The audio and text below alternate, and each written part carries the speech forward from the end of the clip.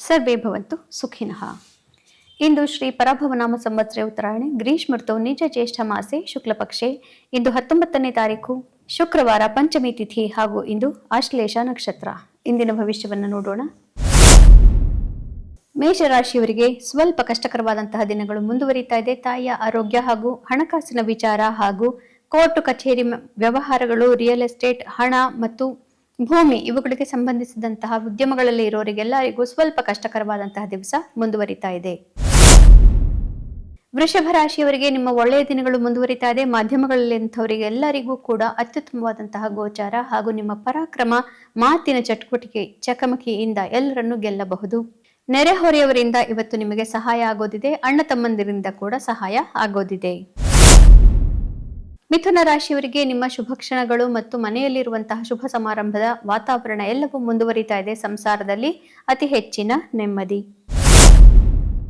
ಕರ್ಕ ರಾಶಿಯವರಿಗೆ ನಿಮ್ಮ ವ್ಯಕ್ತಿತ್ವದ ವಿಕಸನ ಇನ್ನೂ ಮುಂದುವರಿತಾ ಇದೆ. ಮನಸ್ಸಿಗೆ ಇವತ್ತು ಸ್ವಲ್ಪ ನೆಮ್ಮದಿ ಪ್ರಾಪ್ತಿಯಾಗುತ್ತೆ. ನಿನ್ನೆಗಿಂತ ಇವತ್ತು ಪರವಾಗಿಲ್ಲ ಅಂತ ಅನಿಸುತ್ತೆ. ಸಿಂಹ ರಾಶಿಯವರಿಗೆ ನಿಮ್ಮ ವೈಭವಕ್ಕೆ ಚಂದ್ರ ಇರೋದ್ರಿಂದ ಮುಖ್ಯವಾದಂತಹ ನಿರ್ಧಾರಗಳು ಇನ್ನೂ ಬೇಡ. ಆರೋಗ್ಯದ ಬಗ್ಗೆ ಹೆಚ್ಚಿನ ಗಮನ ಅವಶ್ಯಕ.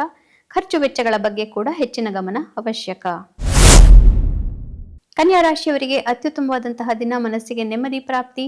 ನಿಮ್ಮ ಬಂಧು ಮಿತ್ರರಿಂದ ಇವತ್ತು ಧನಾಗಮ ಖಂಡಿತ. ಹೀಗಾಗಿ ನೆಟ್ವರ್ಕಿಂಗ್ ಮಾಡೋದು ಒಳ್ಳೆಯದು.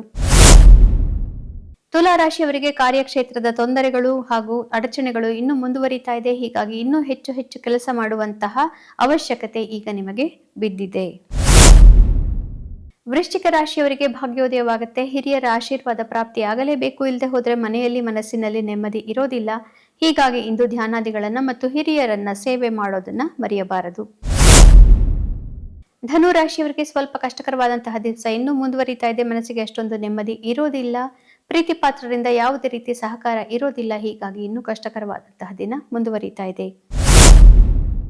ಮಕರ ರಾಶಿಯವರಿಗೆ ಅತ್ಯುತ್ತಮವಾದಂತಹ ದಿವಸ. ಮನಸ್ಸಿಗೆ ನೆಮ್ಮದಿ. ದಾಂಪತ್ಯದಲ್ಲಿ ಹಾಗೂ ಮಿತ್ರತ್ವಗಳಲ್ಲಿ, ಬಿಸಿನೆಸ್ ವಹಿವಾಟುಗಳಲ್ಲೂ ಕೂಡ, ಪಾಲುದಾರಿಕೆಗಳಲ್ಲೆಲ್ಲ ಬಹಳ ದೊಡ್ಡ ಯಶಸ್ಸನ್ನ ನೀವೀಗ ನೋಡ್ತೀರಿ.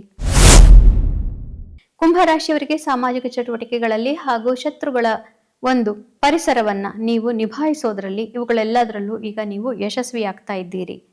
ಆದರೂ ಕೂಡ ಶತ್ರುಬಾಧೆ ಸ್ವಲ್ಪ ಹೆಚ್ಚೇನೇ ಇದೆ ನಿಮಗೆ. ಮುಖ್ಯವಾದಂತಹ ದೊಡ್ಡವರು ಕೂಡ ನಿಮ್ಮ ವಿರುದ್ಧವಾಗಿ ಇದ್ದಂತೆ ನಿಮಗೆ ಭಾಸವಾಗಬಹುದು.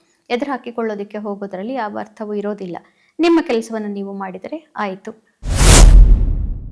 ಮೀನರಾಶಿಯವರಿಗೆ ನಿಮ್ಮ ಬುದ್ಧಿಗೆ ಸ್ವಲ್ಪ ಸವಾಲುಗಳು ಇನ್ನೂ ಒಡ್ಡುವಂತಹ ಜನಗಳನ್ನ ನೀವು ನೋಡ್ತಾ ಇರಬಹುದು.